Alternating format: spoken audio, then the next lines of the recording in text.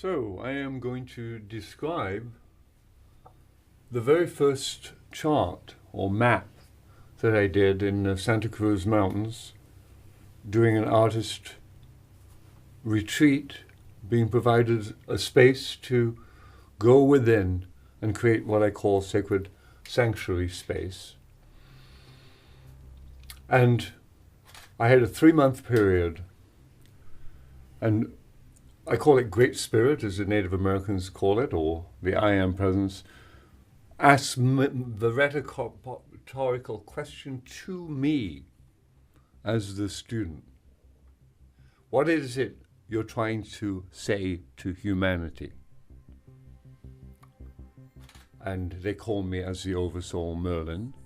These are the guides of the race behind the veil. And so I went within and I started doing a series of charts and maps, which I now call the scrolls. It's been a 2-year process, which really took me down the rabbit hole. Now, little did I know that in the seed pattern of these maps, which were revealed from a higher dimension, that I'd find myself enacting the model.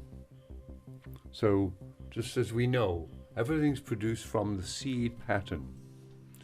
And particularly because this is the winter season of Avalon. So I'm going to describe the process of the tree and the return to the garden. The garden is the garden of life and the garden of the earth. And in a very real sense, we've lost the way. We've lost the map. The map has been buried deep in our psyche, in our sacred self. And in order to discover the map again, we have to retrieve it.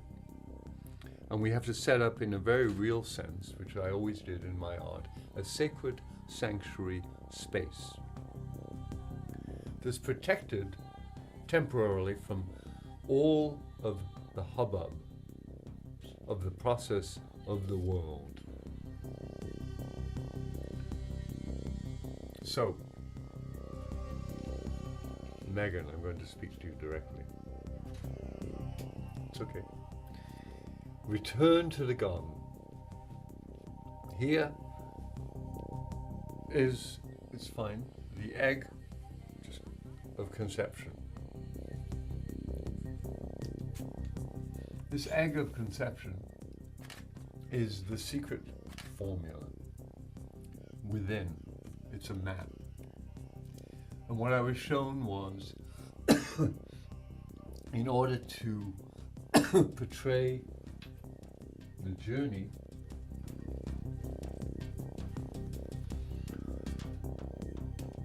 which I'm very biblically orientated from the beginning with the book of Genesis,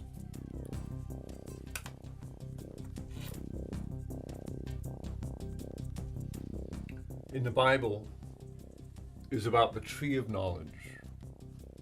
So Western humanity, and we're talking about the West today because it's a Hermetic treatise on alchemy and magic, esoteric, hidden revelation.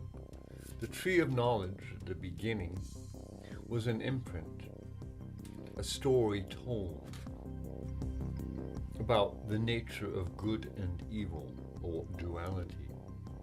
And of course, we know, most of us, this story imprinted in the Western psyche of the tree of knowledge and the serpent speaking, don't eat of the tree because it'll allow you to penetrate the mystery of duality, and in that will be great pain. You'll lose sight and you'll become lost in third dimension, in the story of duality, in the war of opposites, which is very well written out today. So I conceived that at the end of time, and we're certainly at the end of an era, an awakening to a new possibility, a new humanity, that the tree was a new tree at the end of time, and it bore 7 alchemical fruits, or 7 colors, 7 flames. And I encircled even then, because I've been working with this one gold ring. The one gold ring is our container. If you looked on the Grail chalice from atop, you would see a ring. And then I put here the mystery of the silver mist, because that came in a dream with Merlyn. And then I put the 7 flames of the sovereign ruler, which are the 7 gates of the 7 flames before the throne, because my seership can penetrate the mystery of the unseen worlds, where the prosaic map of the gods of the heavenly worlds are playing and asleep humanity. So at the end of time is this tree, and I even put 9 dragons inside this philosophical egg. So I produced this seed of a tree, but now, through a series of scrolls, has been revealed, and the journey of humanity was from a tree of knowledge to the tree of life. So at the end of the Bible, if you encode it, in the very last 2 chapters of the Bible is the vision of New Jerusalem and the tree of life for the healing of nations with the 12 fruits. So it's a journey from the 7 to the 12. And this story involves metamorphosis or transmutation. How? And this is all to do with the body, the light body code. So the maps, because I encode language in a certain way, maps are the master architect's plan. We've lost the master architect's plan, but it's within. It's a microcosm, it's a seed. So here we go, Zenon, the alchemist. This is a storyboard through 12 scrolls of my journey through the rabbit hole to retrieve information from a higher dimension. And look, on these islands of unity, I put sun, moon, alchemy, the very thing that I am speaking 2 years later, or perhaps 3 years later at my desk. It's the same story. And I happen to put on the other side Avalon and an emerald.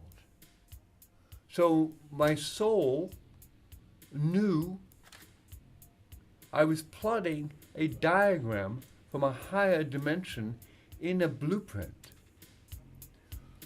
And through all these processes, as I nurtured that seed of vision, it brought me to Avalon's shore. That's the mystery that I find myself in. This is 2013.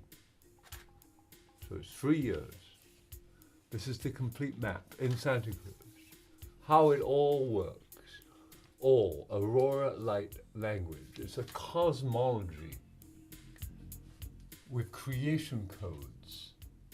And why I'm sharing all this is because what I've discovered, if I keep systematizing it back, are very, very clear original components to how to ignite the original codes in the body, heal, which is a very large subject, heal, that the divine self is revealed, and that we move from the human to the divine human, the awakened one inside. And that the masters that have gone before are a series of gates to assist humanity in this awakening, which is now dawning upon humanity.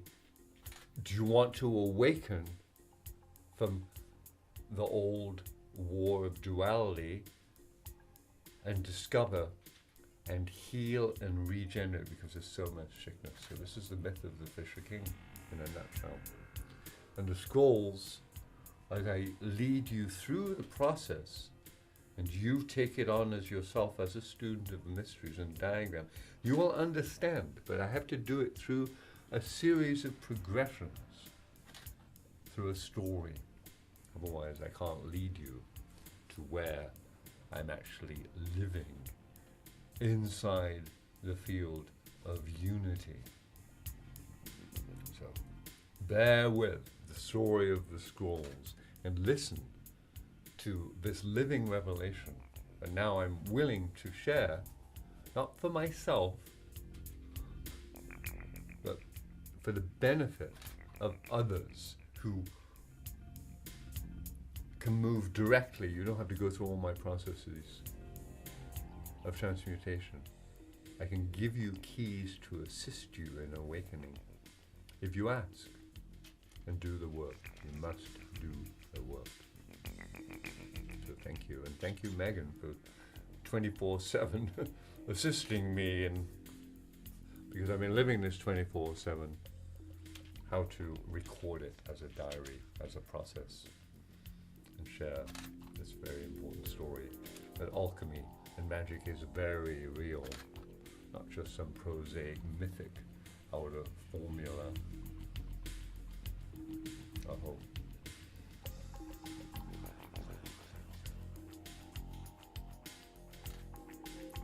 I'm talking to the being that's the microphone.